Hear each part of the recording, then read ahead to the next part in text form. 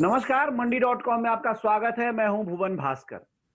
मंडी.com में वैसे तो कई हफ्तों से लगातार हम लोग जो कृषि सुधार कानून हैं उन पर बातचीत कर रहे हैं और हमने कोशिश की है कि अलग-अलग एपिसोड्स में आपको इस कानून से जुड़े जो अलग-अलग पक्ष हैं, चाहे वो कृषि अर्थशास्त्री हों, चाहे वो किसान हों, चाहे वो किसान समूह हो या किसान नेता हों, उन सब की बात आपको सुनवाएं, समझाएं।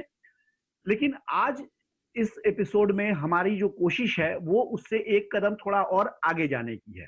एक कदम आगे इसलिए क्योंकि अभी तक हमने ये बात की कि कानून में क्या लिखा हुआ है, कैसे वो आगे जमीन पर उतर सकता है और क्या-क्या आशंकाएं हैं या भ्रम हैं और उसमें कितनी सच्चाई है। लेकिन आज जो हम चर्चा करने जा रहे हैं और जिसके लिए दो खास मेहमानों को हमने अपने साथ स्टूडियो में जोड़ा है, उसमें हम बातचीत इसके सैद्धांतिक पक्ष पर कम करेंगे और ज्यादा बातचीत हम व्यवहारिक पक्ष पे करेंगे। यानी कि ये कानून जो है अब क्योंकि 2 महीने हो गए और एक सीजन पूरा हमने देख लिया, खरीफ का अराइवल सीजन आया है और उस लिहाज से किस तरह से पिछले 2 महीने में किसान जो वास्तव में ग्राउंड पे जाके काम कर रहे हैं, उनका अनुभव क्या रहा है। दोनों में जो मेहमान हैं उनसे आपका परिचय कराए थे। हमारे आज के पहले मेहमान हैं योगेश द्विवेदी, जिनसे आप पहले भी मंडी.com में कई बार नमस्कार। हैं। योगेश द्विवेदी मध्य भारत एफपीओ कंसोर्शियम यानी जो करीब 112 एफपीओज का एक समूह है, उसके मध्य भारत कंसोर्शियम उसके सीईओ हैं और मध्य प्रदेश के 42 जिलों में इनके एफपीओ काम करते हैं। उनसे हम जानेंगे कि मध्य प्रदेश में ग्राउंड पे क्या दिख रहा है और किसानों का अनुभव क्या है, कैसे काम चल रहा है मंडियों में। हमारे दूसरे मेहमान जो हैं बाल मुकुंद बैरागी जी चेचट राजस्थान से हमारे साथ जुड़े हैं। कोटा में पड़ता है ये जगह और शरणागति agro farmers producer company limited के प्रमोटर भी हैं, डायरेक्टर भी हैं। आप दोनों का बहुत बहुत स्वागत है मंडी.com में।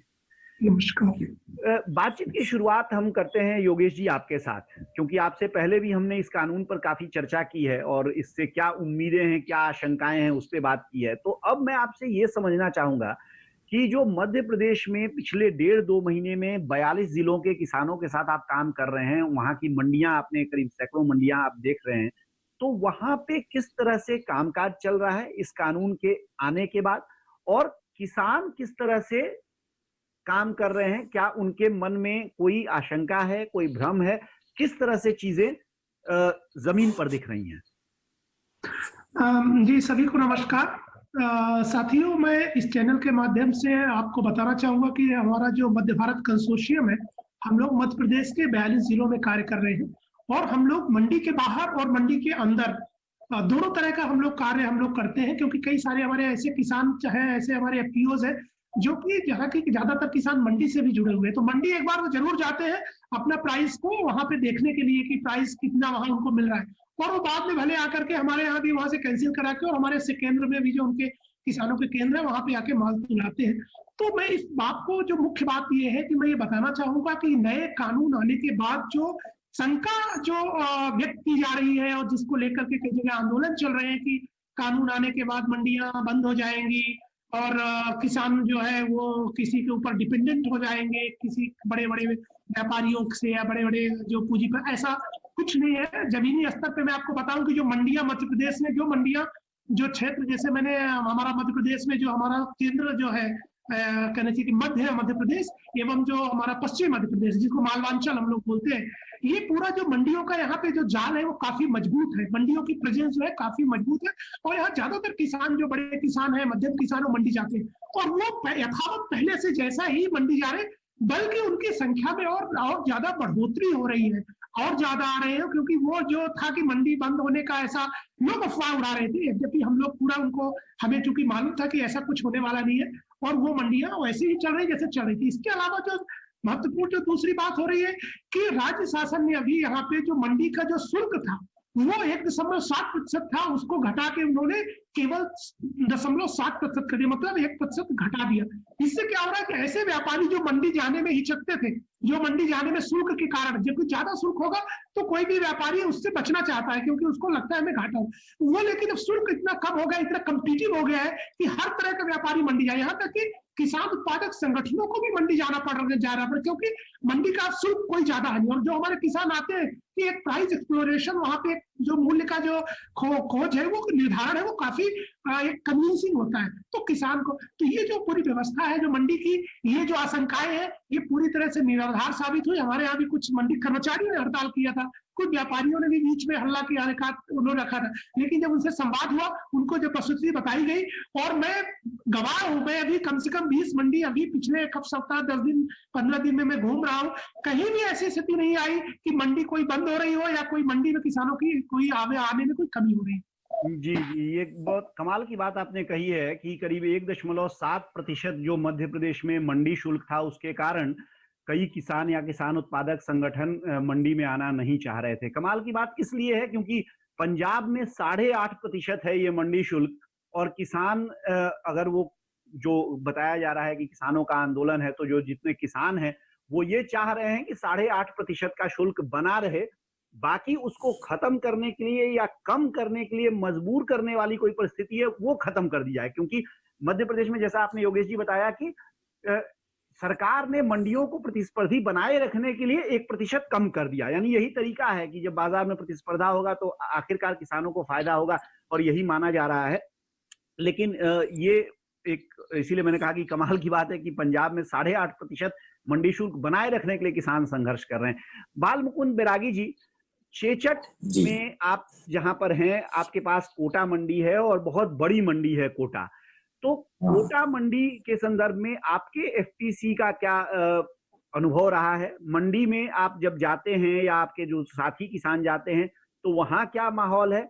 किस तरह से वहां पे कमोडिटीज आ रही हैं, बिक रही हैं, जो उसकी जो आवक है उस पे किस तरह का असर आपको दिख रहा है? और ये जो तमाम बातें हो रही हैं कृषि कानूनों को लेकर, अगर उसको एक मंडी व्यू कहें कि मंडी की तरफ से उसमें किस तरह का आपको एक माहौल दिख रहा है वहां? किसानों को जो सुविधाएं बहरहाल जो दी गई है, वो सुविधाएं से भी किसान संतुष्ट हैं। सारे किसान संतुष्ट नजर आ रहे हैं, क्योंकि यहाँ अधिकतर इसका प्रभाव नहीं है। काफी किसानों से भी चर्चा हुई, मंडी में भी हम गए, सभी जगह गए, लेकिन मंडी में इसका असर बिल्कुल नजर नहीं आ रहा है सर।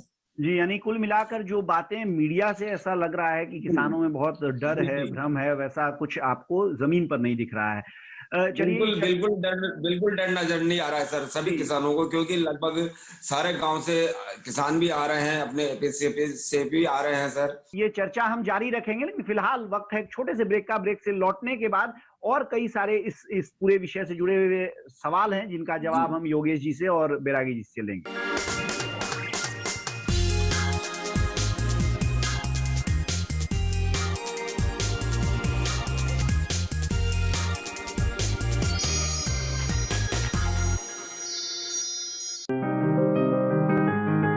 बीमारियों से कैसे बचेगी फसल? मवेशियों की मुश्किलों का क्या है हल? कहां से लाएं बीज, कितनी लगेगी खाद?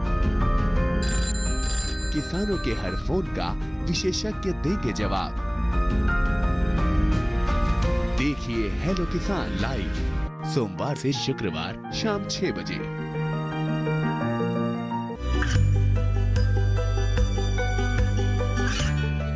गांवों और पिछड़े क्षेत्रों में सरकारी योजनाओं की जानकारी पहुंचा। देश में कौशल और क्षमता विकास कर ग्रामीणों को सामाजिक बदलाव और विकास से जोड़ने की दूरदर्शन किसान की पहल चौपाल चर्चा देखें सोमवार से शुक्रवार सुबह 9 बजे।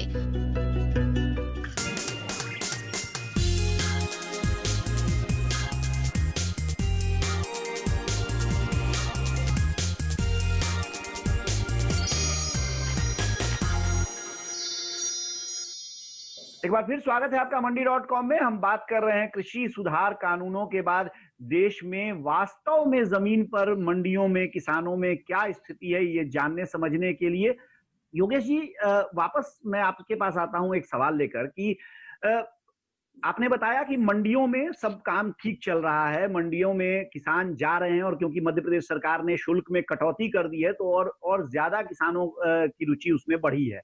लेकिन 2 महीने बीते हैं इस कानून को आए हुए, तो आप क्योंकि एक बहुत बड़े कंसोर्शियम के सीईओ हैं और 112 एफपीओज के साथ काम कर रहे हैं, तो आपने क्या इस कानून का फायदा उठाते हुए मंडियों को किसानों के, क्योंकि जो बड़ी मंडियां हैं वो कई बार 100-125 किलोमीटर तक दूर होती हैं किसानों से, तो इसका फायदा क्या आप लोगों ने उठाने की किसी तरह से कोशिश की है? कुछ आपने इस कानून के तहत जो सुविधाएं मिली हैं उसके तहत आपने कुछ नया किया है? नए कानून आने के बाद हमारे जैसे संस्थाएं जिनके पास पूंजी नहीं हो, ज्यादा बड़ी पूंजी नहीं, छोटे किसानों की संस्थाएं 10 लाख 20 लाख रुपए लेके काम कर रहे हैं ये लोग, तो हमारे साथ ऐसे जैसे बताया भुवन जी ने, अभी वर्तमान में 125 किसान उत्पादक संस्थाएं जो कि 43 जिलों में काम कर रहे हैं। तो हम लोगों ने अभी 5 जिलों में हम लोगों ने अभी इस कानून के आने के बाद जो हमें सुविधा हुई है कि हम अपने केंद्र मंडी के बाहर खोल सकते। पहले ये संभव नहीं था, पहले मंडी के बाहर केंद्र खोलने के लिए विशेष परमिशन लेनी पड़ती थी राज्य सरकार से, जिसकी जो न्यूनतम शुल्क था वो 2 करोड़ रुपए हमें वहां जमा करना है, इसके बाद सूची मिलेगा। उसके भी कई सारी उसमें इतनी शर्तें थी कि उसके लिए हमारे जैसे संस्थान, किसानों के संगठन कभी भी उसको पूरा नहीं कर सकते थे। लेकिन नया कानून आने के बाद जो हमें ये मौका मिला है कि हम कहीं भी अपनी जो है हमारे किसानों की सुविधा अनुसार हमने अपना केंद्र खोल सकते हैं। और नया इसके आगे जो हम लोगों ने किया है कि उज्जैन जिले में हमारा एक इंगोरिया है जगह है, वहां पे हमने केंद्र खोला।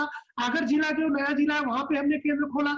हमने जो सागर एक जिला हमारा बुंदेलखंड का है जहाँ पे कि मंडियों की संख्या कम है, हमने मंडी के गांव हमारा एक बासा गांव है वहां हमने केंद्र खोला। नरसिंहपुर जिले में हमने केंद्र खोला। हम लोगों ने हमारी एक एफपीओ जो तामिया में हमारा जो छिंदवाड़ा में है वो नरसिंहपुर, और जो हमारा छिंदवाड़ा की जो एफपीओ है वो मक्के की खरीदी कर रहे हैं और बाकी जगह हम लोग सोयाबीन की खरीदी कर रहे हैं। और हम अपने किसानों को, जो ऐसे किसान जो मंडी नहीं जा पाते हैं, जो जिनका उत्पाद 10 कुंटल है, 5 कुंटल है, छोटा वॉल्यूम है, छोटी मात्रा है, वो अपना घर में बेचना प्रेफर करते हैं क्योंकि उनको ट्राली लेके जाना, वहां इंतजार करना उनको नहीं है, उनको पास सुविधाजनक नहीं है। उनके लिए मौका मिला है कि अपने घर के बाहर मंडी का ही दर, हम लोग जो मंडी का अधिकतम दर होता है एक दिन पहले का, वही हमारा बेंचमार्क होता है और उसी को लेकर के हमारे क्वालिटी का पूरा वेरिफिकेशन किसान के सामने पूरा, कोई भी हम हाथ से देख के ऐसे भाव नहीं तय करते। वहां पे पूरा क्वालिटी है, वहां पे मास्टर टेस्ट होती है, वहां पे मिट्टी कितनी है, ये पूरी एक प्रक्रिया होती है वैज्ञानिक। किसान अपने आंखों के सामने देखता है, उसको जब लगता है कि हाँ ये हमें मूल्य जो है सही मिल रहा है, हमको देता है। अगर उसको लगता है कि हमें मूल्य और कहीं ज्यादा मिल सकता है तो अपना मंडी भी ले जा सकता है और किसी दूसरे दे सकता है। तो ये जो संभावना, ये जो नए अवसर जो पैदा हुए हैं, ये नए कानून के आने के बाद पैदा हुए साथियों। इसके पहले ये संभव नहीं था, पहले ये केंद्र खोलना हमारी जैसी संस्थाओं के लिए संभव नहीं था। तो किसानों को अल्टीमेटली बेहतर बाजार के अवसर मिले। यानी किसानों की जो संस्था है वो भी पहले किसानों से बाहर खरीद नहीं कर सकती थी, मंडी के बाहर खरीदी नहीं कर सकती थी, कानूनी रूप से वो उनके लिए नहीं, हमारे लिए परमिशन नहीं था, हमें मंडी के अंदर खरीदी करनी है। जी जी जी। बैरागी जी, आप का एफपीसी भी क्योंकि किसानों से प्रोक्योरमेंट जरूर करता होगा, किसानों से खरीदी करता होगा, तो आपका इस बारे में क्या अनुभव है और आप लोगों की खरीदी जो चल रही है उस पे क्या फर्क पड़ा है इस नए कानून के आने से?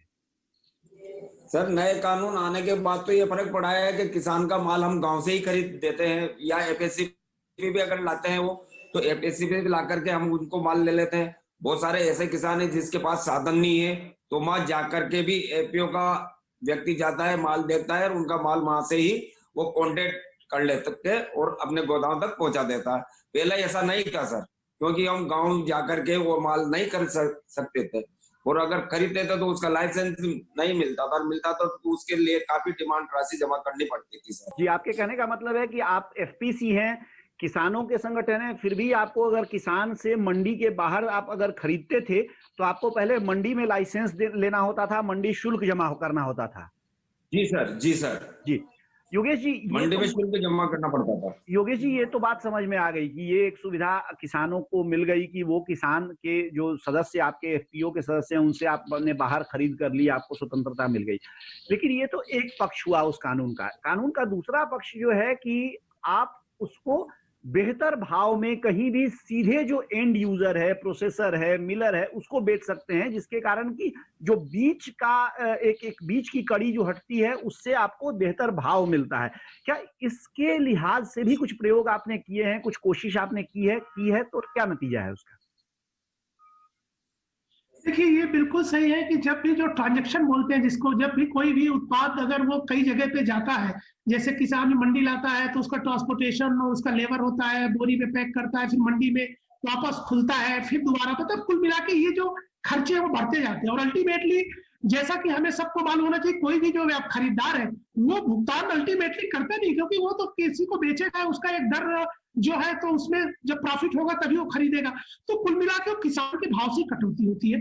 तो ये हमें समझना है कि जहां भी टैक्स ज्यादा लग रहा है, जिन राज्यों में या जिन लोगों को, जो भी हमारे खरीदार है, अगर आप टैक्स ज्यादा बढ़ाए लेंगे तो वो किसान में से ही कटेगा। तो अभी हम लोग जो नई व्यवस्था से बात करें, जैसे बैरागी जी बता रहे, जो गाँव से हम खरीदी करते हैं, तो हमें ये होता है कि हमारे पास जो मार्जिन है वो ज्यादा रहता है, तो हम तो किसानों को भाव दे पाते हैं, जो परिवहन और हमारा जो बाजार, दूसरे जो पैकिंग लेबर का जो खर्चा है वो भी हमारी बचत होती है। तो खरीदार और बेचने वाले दोनों को इसमें फायदा होता है।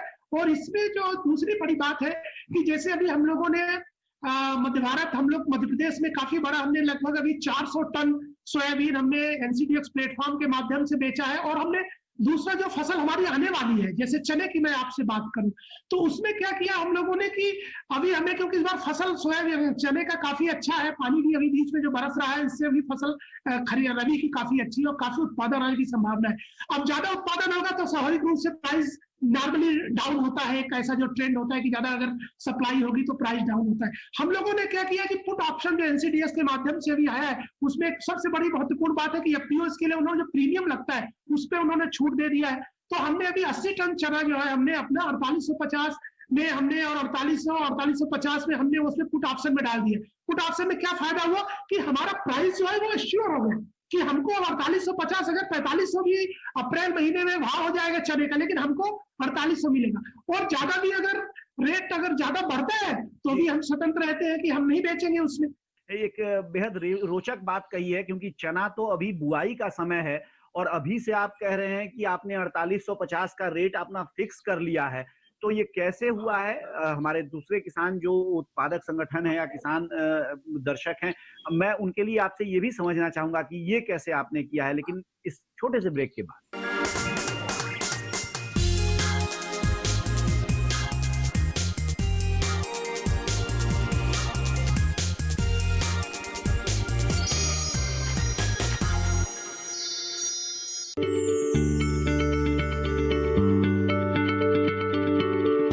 क्या आप किसी बीमारी से परेशान हैं? चाहते हैं डॉक्टर की सलाह? तो हम हैं आपके साथ, बताएंगे आपको जीने की राह। समस्याएं आपकी, समाधान देश के मशहूर विशेषज्ञों के। घर बैठे बात करें देश के जाने माने डॉक्टरों से। हमारे लाइव प्रोग्राम स्वस्थ किसान में हर शनिवार शाम 6 बजे से 7 बजे तक। ये कामयाबी है अन्नदाता की। ये कहानी है खेत और खलिहानों की। कैसे करें अपने पशुओं की देखभाल, जानिए गांव-गांव के किसानों का हाल। देखिए गांव किसान, सोमवार से शुक्रवार दोपहर 12 बजे सिर्फ डीडी किसान पर।